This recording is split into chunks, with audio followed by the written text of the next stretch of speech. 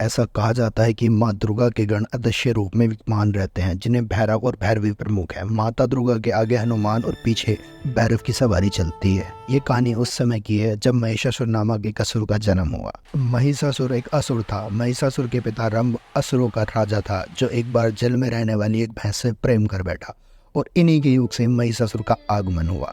इस वजह से वंश महिषासुर के अनुसार जब चाहे भैंस और जब चाहे मनुष्य का रूप धारण कर सकता था।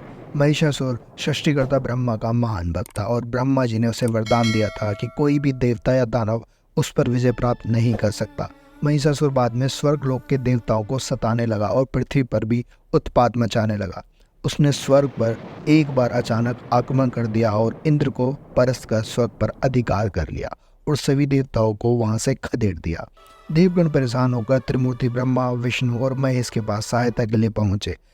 सारे देवताओं ने फिर मिलकर उसे परस्त करने के लिए युद्ध किया, परंतु वो हार गए। देवता सशक्तिमान होते हैं, लेकिन उनकी शक्ति को समय समय पर दानवों ने चुनौती दी है। कथा के अनुसार दैत्यराज महिषासुर ने देवताओं को पराजित करके स्वर्ग पर अधिकार भी कर लिया था। उसने इतना अत्याचार फैलाया कि देवी भगवती को जन्म लेना पड़ा। उनका यह रूप महिषासुर मर्दिनी कहलाया। देवताओं को महिषासुर के प्रकोप से पृथ्वी पर विचारण करना पड़ रहा है। भगवान विष्णु और भगवान शिव अत्यधिक क्रोध से भर गए। इसी समय ब्रह्मा, विष्णु और शिव के मुंह से क्रोध के कारण एक महान तेज प्रकट हुआ। अन्य देवताओं के शरीर से भी तेज में शक्ति मिलकर उस तेज से एकाकार हो गई।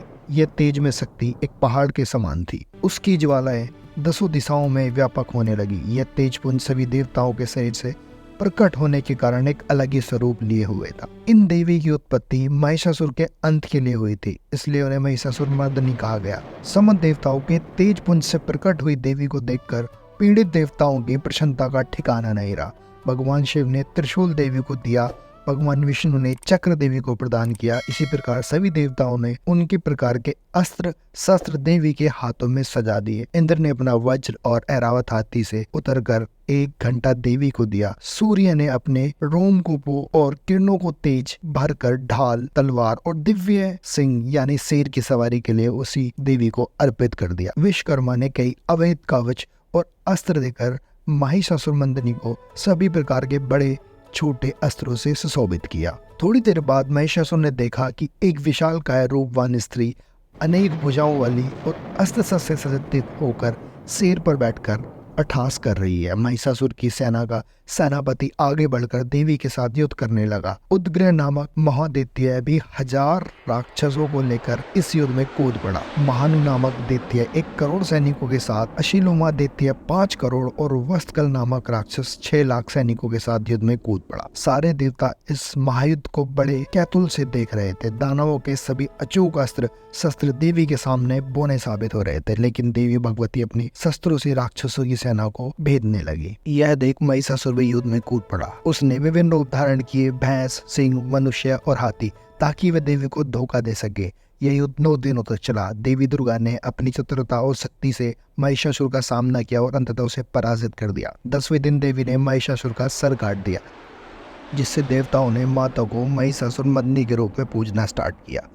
इस विजय के बाद देवताओं ने देवी की स्तुति की और उनसे प्रार्थना की कि जब भी उन्हें आवश्यकता हो वो प्रकट हो। देवी ने उनकी प्रार्थना स्वीकार की और भक्तों के लिए सदा उपलब्ध रहने का आश्वासन दिया। नवरात्रि का पर्व देवी दुर्गा के पूजा का प्रतीक है और इसे साल में 2 बार मनाया जाता है, चैत्र नवरात्रि और शरदीय नवरात्रि। ये पर्व 9 दिनों तक चलता है, जिससे भक्त देवी के 9 रूपों की आराधना करते हैं।